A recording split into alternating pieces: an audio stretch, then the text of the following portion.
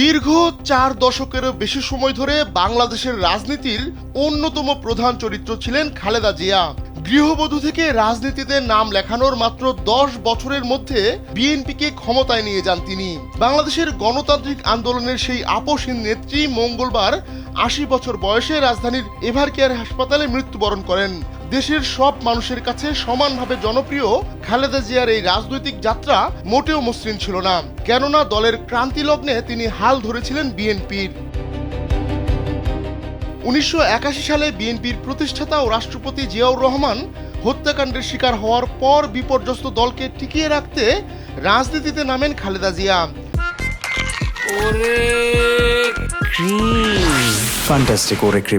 কখনো রাজনীতি না করলেও দক্ষতার সঙ্গে এই দলকে রাজনৈতিকভাবে এগিয়ে নিয়েছিলেন তিনি।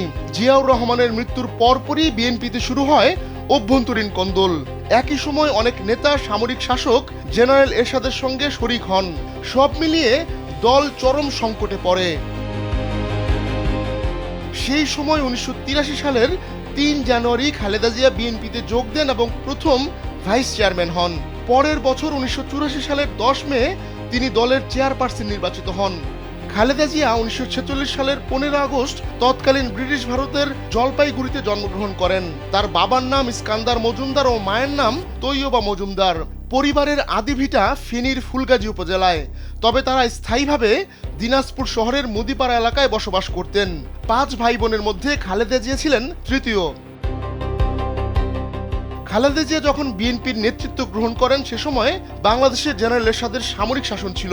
৯ বছর ধরে কঠোর আন্দোলনের মধ্য দিয়ে খালেদা জিয়া দল ও নিজের অবস্থান শক্ত করেন। ১৯৮৩ সালে তিনি ৭ দলীয় ঐক্যজোট গঠন করে এরশাদের শাসনের বিরুদ্ধে আন্দোলনে নেমেছিলেন।